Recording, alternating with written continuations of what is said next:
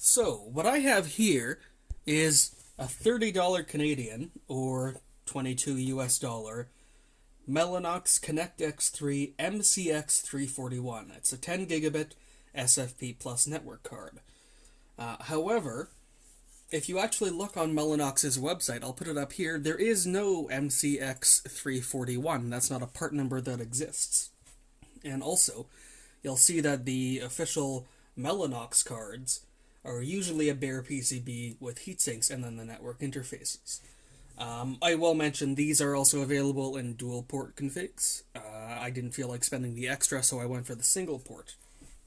Now the question is, since this part number doesn't exist on Mellanox's website, and since it's such an unusual form factor, is this some sort of a knockoff card or something? It is from China, so why don't we see what's inside?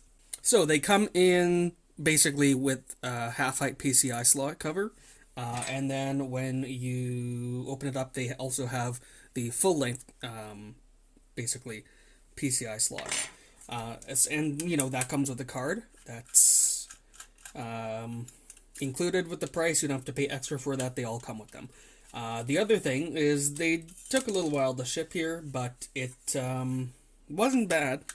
And the thing is that when you look at the price of official Mellanox ConnectX-3 cards, they are considerably expensive, much more expensive than this. So a cheap alternative, even if it's a little weird, I think is quite well worth it. So you basically remove the cover like that.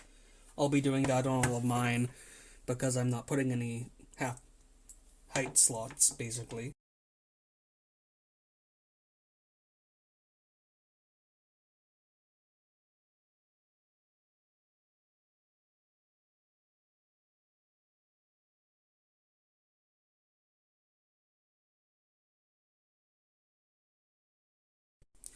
So once we have this back cover off, you can see it still says basically CX341A, that weird part number that isn't an official Mellanox number. So why don't we go ahead and pop off the other side.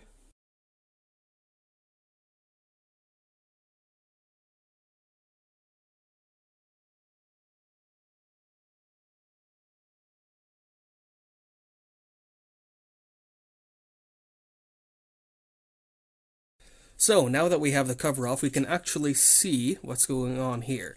Now this is, by all accounts, there's a small forum thread on these things that I found. This is a genuine Mellanox ConnectX-3 card. However, it is an OCP mezzanine card. This is an open source standard that is essentially for networking in enterprise solutions in servers. They're being built into modern servers on the board. As far as I can tell, it's just a good way to be able to keep the main hardware, but swap out basically the built-in sort of network interface. So you could order a server that comes with a blank mezzanine card slot, and then you could put in anything. So you could put in, 10 gig, 40 gig, 100 gig SFP cards. You could put in QSFP cards, and they actually use. Oh boy. So yeah, all these standoffs are not held in super well. So this is actually taped together, but they essentially use a little tiny, basically, card-to-card interconnect system. And so essentially what these things, specifically these MCX341s, someone in China, some small company or something, has access to an absolute crap ton of these ConnectX-3 OCP mezzanine cards. And it's a pretty unique use case for them. I'm talking about the original use case. It's not something that is very useful outside of pure enterprise, high-end, fairly current servers. However, if you have older equipment, basically, you won't have these OCP mezzanine connectors. You'll have PCI Express. And the OCP mezzanine format has PCI lanes in it, so it's actually not hard to make a small little interposer board that goes from PCI Express to the OCP mezzanine connector.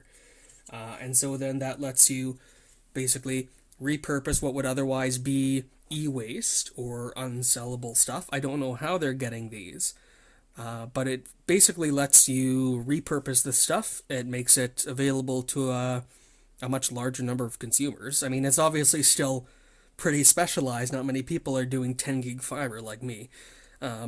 Obviously, in like the Home Lab subreddit, which is where I'm going to be posting this video, this is something that could very well be very interesting to a lot of people because, you know, you don't need to specifically get a switch. You could do direct interconnect between two servers.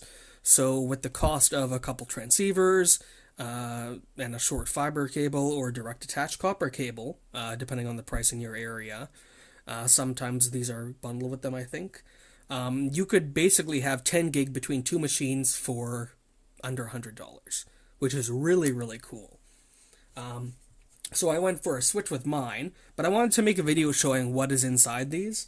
And there is not an original sticker underneath here. But you can see there are a couple little diagnostic LEDs right there that would be visible with the top of a server off when it's installed in its specific use case. They won't be visible in this enclosure, but that's not really important to us. So I wanted to share this video just showing a really cool, cheap option for 10 gig Ethernet. And you can, of course, get the dual port cards. They're roughly double the cost, a little bit less, I think. And then you can have 20 gig to a machine for $50 per card, or,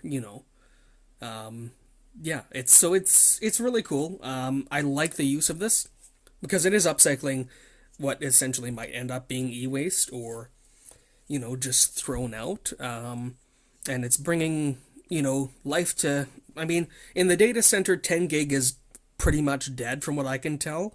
It's all much higher bandwidths, at least 40 gig and upwards. So this is bringing life to older hardware. And it also, lets people who are more budget oriented step up to a higher tier of networking, a higher tier of speed, but without paying a huge price premium for the full size cards.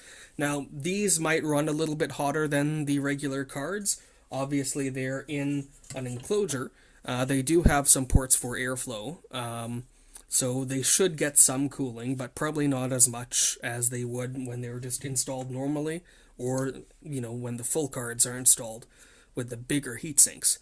But I don't think that's going to be a huge issue. I'm going to monitor the temperatures. I'm sure there's a way to, but that's going to be part of actually installing this. So I'm going to be putting one of them in my workstation over there, and then I'm going to be putting one at each server, and then I have a switch I'm going to connect them with. But yeah, I just wanted to make a little video showing off these pretty cool little affordable 10 gig network cards. They're kind of no name, kind of odd, but yeah, pretty neat.